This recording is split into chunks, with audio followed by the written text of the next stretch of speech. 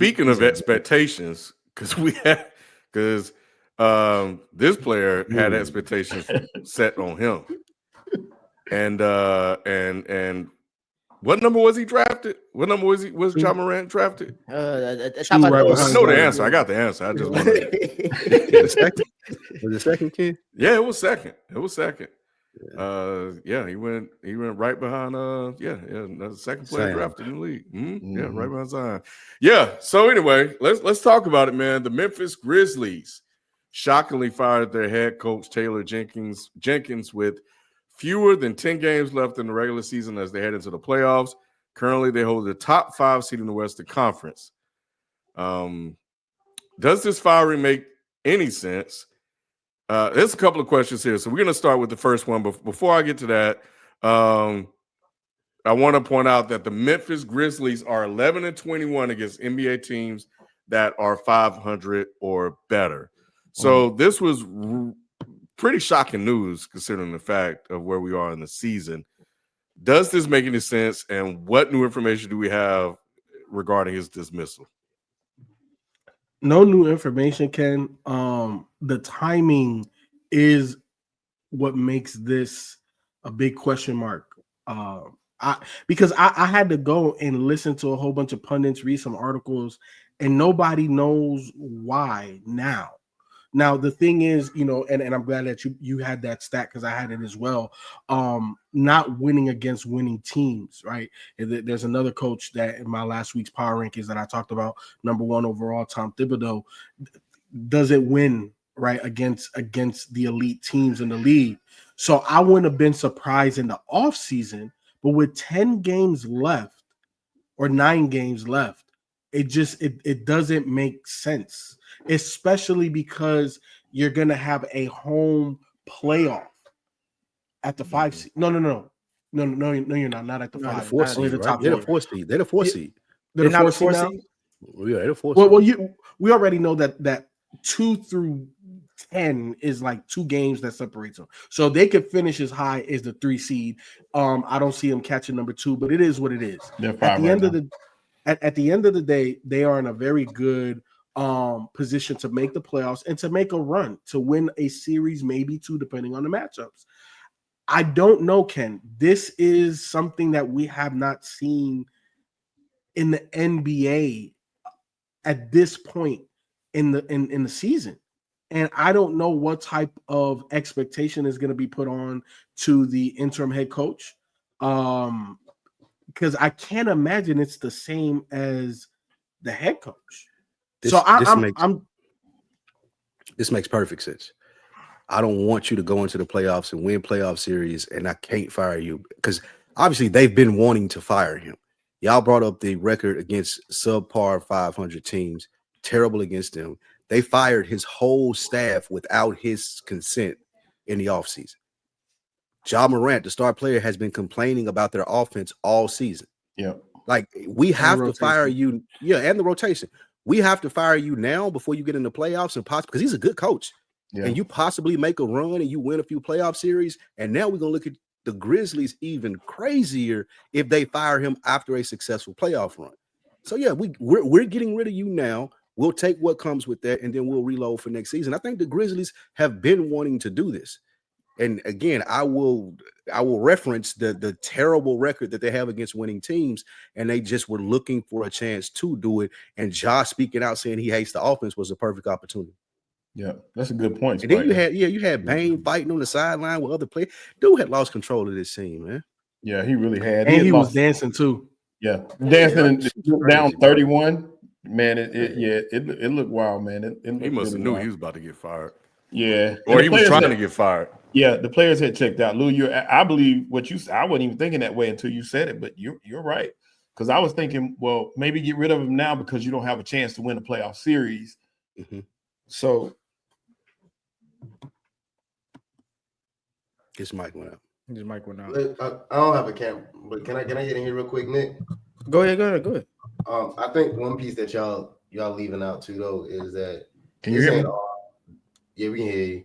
My mic cut out, so I can't hear. No, let Jay my headphones cut out. Yeah, I was thinking that maybe he didn't have a chance to win. Let Jalen finish real quick. Can you hear me? Yeah, we can. We just want can you hear to you, but let's we, let we Jalen gonna finish get. real quick. Yeah, we're gonna get back to you real quick. Y'all gotta make sure I'm upset. All right, hold up. I'm gonna be quick. One thing y'all leaving out is that he kind of got the team taken from him from like the front office, like with his coaches. Like they fired his whole staff. Yeah, and so Ja said that he preferred the other offense though. Like he was saying that in more of like he preferred what the offense used to be compared to now, where it's like more European style. And like so, I don't think it's more so Ja was mad at the coach. He's more mad at like the discombobulation of like conflicting ways that they're playing because he's coaching one way when the coaching staff is trying to lead them on another way. So I don't think it's completely on him. Like the execs putting their hands in the pot is the main problem. And they did it at the time when they lost Ja for like almost 2 years, damn near. Well, yeah, 2 years basically. And Desmond Bane's been hurt. Like everybody's been hurt outside of Ja getting suspended. So it's not like they could have been able to really see what the team could have been when they had a great nucleus. It was stupid for the execs to get involved instead of just waiting for everybody to get back. They got impatient. That's basically what happened. So that's fair. Sheldon, can you hear us? Yeah, can you hear me now? Yeah. What were you saying? Damn, I don't forgot now. My headphones went out. But yeah, I was just basically saying I was thinking they got rid of him before the playoff run because you figured you're discombobulated as far as the team goes, and you had no chance at winning that first round playoff game. So you get rid of him now. That way you're riding. I think his name is Thomas Ilsofa or something like that. Let him take it and see what he can do in the playoffs, and then you decide on the coach. Now you're first in line to get the newest coach. You already got a player in place that's like a star player, so to speak. So you're just trying to get to the next level already. I'll say this. Ken, did you listen to the that Bill Simmons pod the episode I sent you? I didn't get a chance to. I was trying to watch all the from Sunday, Nick. I don't know if it was Sunday, but it was one of the most recent ones. Ryan Russillo. Yeah, Russillo, and then the other guy who's like the Memphis. From Memphis.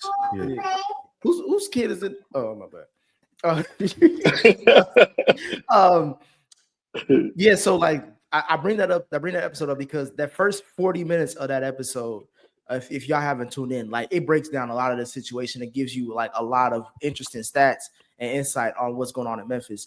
And I bring that up to Ken, and I said that to you directly because it was like you were early to the party. We called you a hater. And it seems like there's a lot of stuff that you was calling out or something. You knew there was some funky shit in the room, and you just didn't know where it was. But you know the room was funky. Like y'all smell it? I was like, no. I think that. Am I surprised? I'm shocked because if you look at just overall, if we're talking about as an overall coach, not going to individual seasons, I think Taylor Jenkins has had Memphis as a top 2 seed 3 out of 4 years.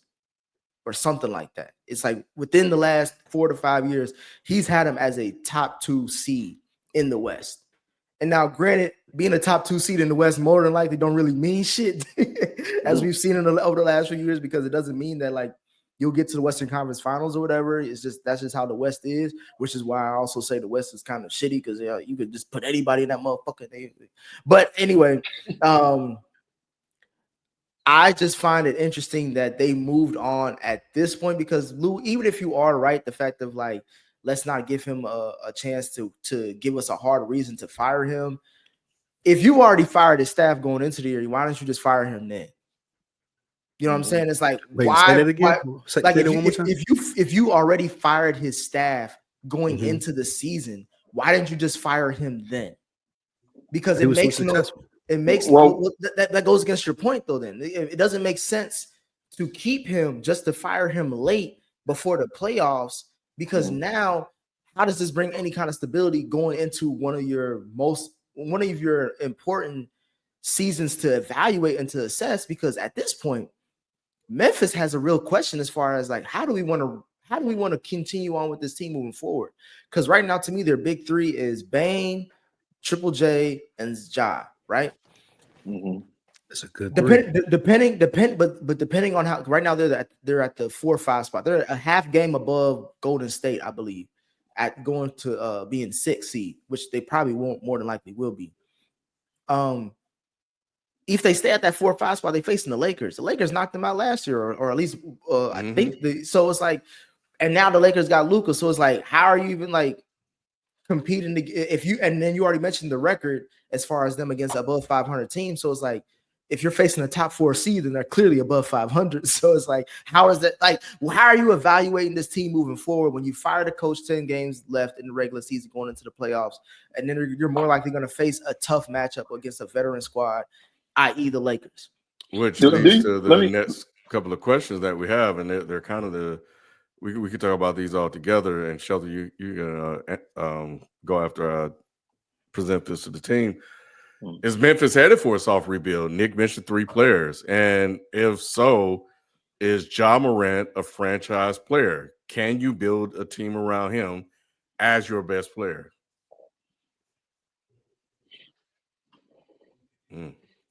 Lou, we had this conversation. I thought you was gonna take it, Shelton. Yeah, go ahead, Sheldon. No, I was going to ask a question, and it's very similar to what he's going to ask. Do y'all think they overachieved this year, or are they under where they supposed to be? That's what my question was. Is Ja Morant their best player? Yes, it's not even close. What are you talking about? Jaren Jackson Jr. not? No, Jaren Jackson Jr. is not, because I'm gonna use Nick's take correctly. He can't create his own shot. He's not a guy that you give him the ball and be like, hey, like we need buckets, go get buckets. He's improved though.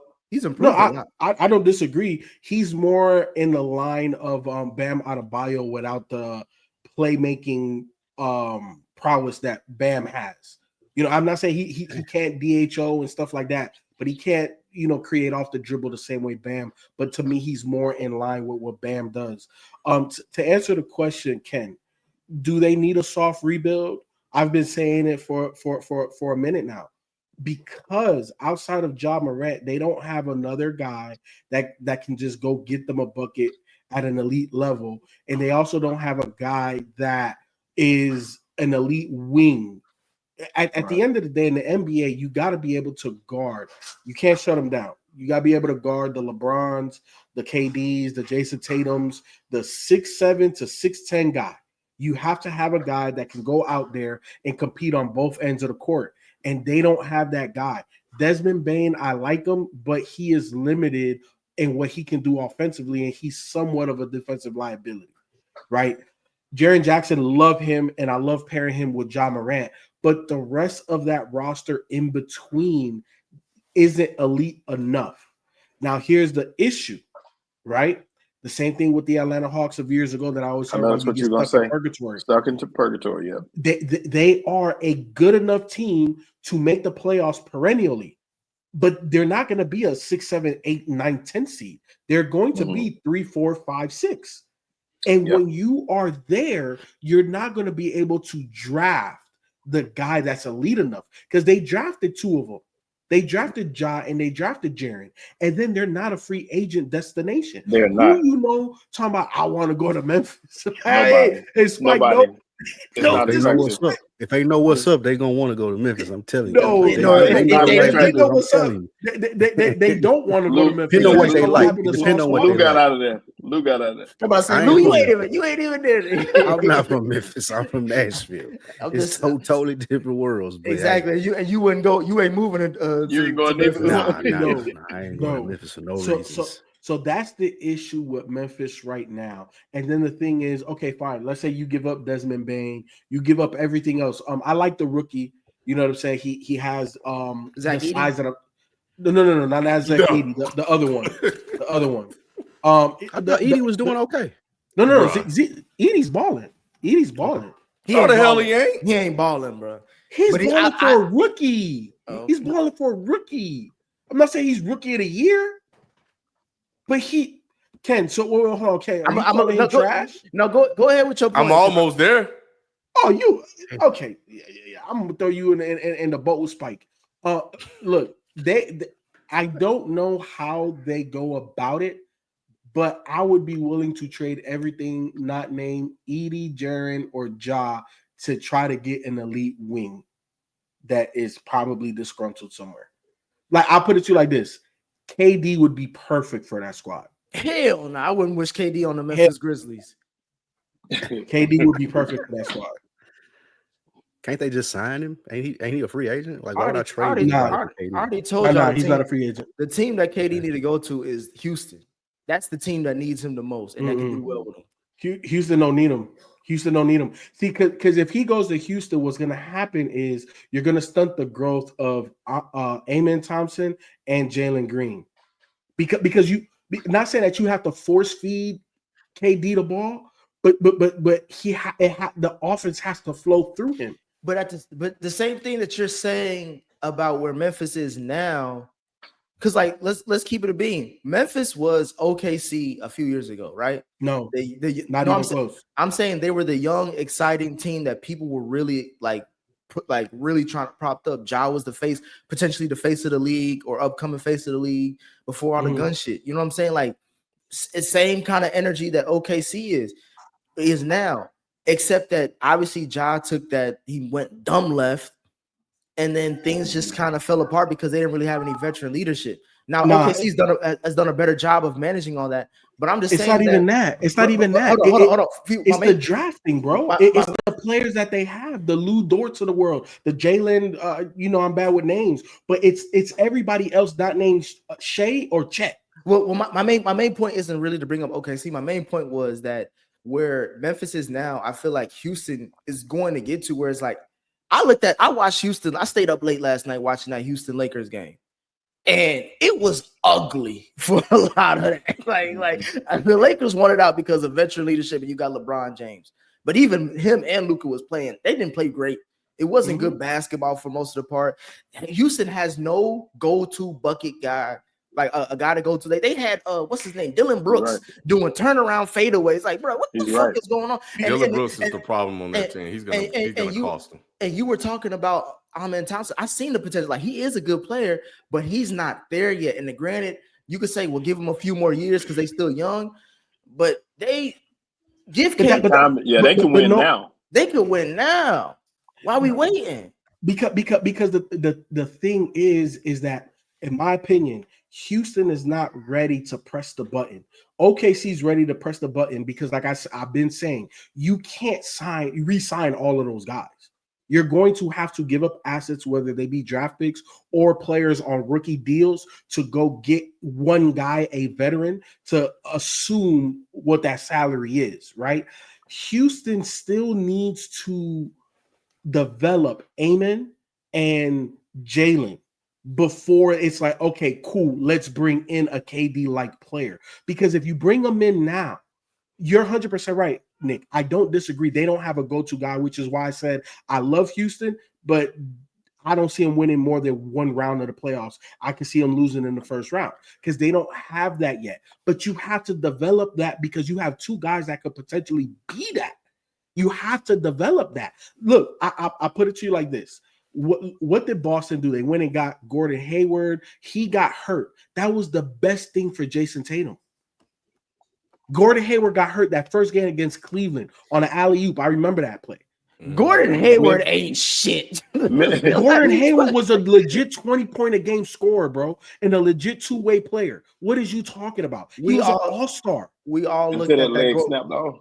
It was before that when they paid him all that money. We was like, why the hell y'all paying Gordon Hayward all that bread? You was. I wasn't. But at the end of the day, the fact that he got hurt helped Jason Tatum's development. And that's why Jason Tatum's the guy now. Back to the Grizzlies, though, but the Grizzlies should trade for Devin Booker. That's another one. I like that. Do you think he's so what do you think, Shelton? Is Ja a franchise player? If they're going to rebuild? He is. Ja just got to get back on track. And I say that twofold. Ja was always like the people's choice. Ja was what Ant is. And he can get back there. All he has to do is focus on basketball and make sure he keep himself out of the news for negative reasons. And he can get his spot back. Ja just got to work hard and have a season where he stays healthy and does what he's capable of doing and just blocks out everything but basketball. He can get back to the top. He really can. I think so. And done that this year, though, right? Said again, now. He's done that this year. And the fourth seed in the West, they ain't had no problems. He was hurt for a portion of this season, though, Lou. I'm talking about like he's got to keep clean as far as health goes as well. So that's big for him. But yeah, he is a franchise player. You have to pay him as such because, like I said, you look at him, he's a people's champ. That's huge too. So he still have young fans that want to be Ja and want to do some Ja type stuff other than the negative. And you just got to play on that and hope that attracts, like you said, people. I agree with you wholeheartedly on that. They don't attract top name free agents. You need to figure out a way to get somebody else in the door that's going to help you win. Because right now, this lineup is good enough to where they can stay relevant, but not good enough to win it all. I think they would have to gut a lot of the team to get a Devin Booker, or I don't even know who was another comp that you could say like, all right, you can kind of get this guy and he'll help the team out. I think they're kind of fine where they are. I just think that John needs to be, like you said, Sheldon, they win a championship. You can't say that about a lot of teams, but no, they cannot win. But okay, but when you have a player as he's top, John Morant is top 5 at his position. Yes, when healthy. Yeah, when healthy, he's top 5 at his position. Jaren Jackson is slightly outside of the top 5. He's top 5. What would you call it? Is he a power forward? Power forward. I think he's top 5. I think he's blocks and rebounds. Blocks and rebounds. To me, Paolo's better than him. I'll tell you, Paolo Banchero all day over him. Okay, who else? The only reason I put him over Paolo. Well, I can't say I put him over. I won't put him over. Yeah, no. Paolo that guy. Yeah, Paolo's that guy. I have to look at the roster. But I think he's a sneaky top. Like he's one of those guys. Like he is for years. Like how Sabonis was like under the radar until people started recognizing him. Like he's one of those guys where it's like to me, Sabonis is better than him. Bam Adebayo is better than him. I'm not calling Bam Adebayo better than Jaren Jackson. I don't think Bam is better. I think so. The only reason I say so is he only averages like 22 and 5. He don't get enough rebounds, but he does block shots. Bam does a little bit of and you right, people. Zach Edey, he's averaging a little over 9 points and got a little over 7 rebounds a game. So he's having a very solid. If we hyping up Bronny, Zach Edey is not balling, guys. I know because I had him on my fantasy team. I ain't say he's only good for blocking shots and occasional rebounds. He hooping, kid. He ain't balling. He out there. He gets that stuff by default. Putbacks. John Morant has played 45 games this year, Lou. Out of 60 something. So I think he's missed like 21 or something like that. So a third of the season. Yeah, he just can't stay on the court. But anyway, I don't think it's over for him. I just think that he got to be careful, bro. He's heading to irrelevancy. And the last thing, the league? Who is? The league ain't gonna pump him up ever. No, he's not. No, the league is not gonna put him on nothing ever again. He's missed that games, Nick. He is winning games. He winning more than Zion. The guy drafted over him. Yeah, and they both damn near the same type of injury prone right now. But if they get into a soft rebuild and they're not winning games, bro, it ain't gonna matter. It ain't gonna matter. So I think he just needs to be careful, but he still can. Yeah. So yeah, that's where I'm at with that. But we'll see, man. I think that if they show out in the playoffs and they get this thing around, and he can make a name for himself, he'll be back.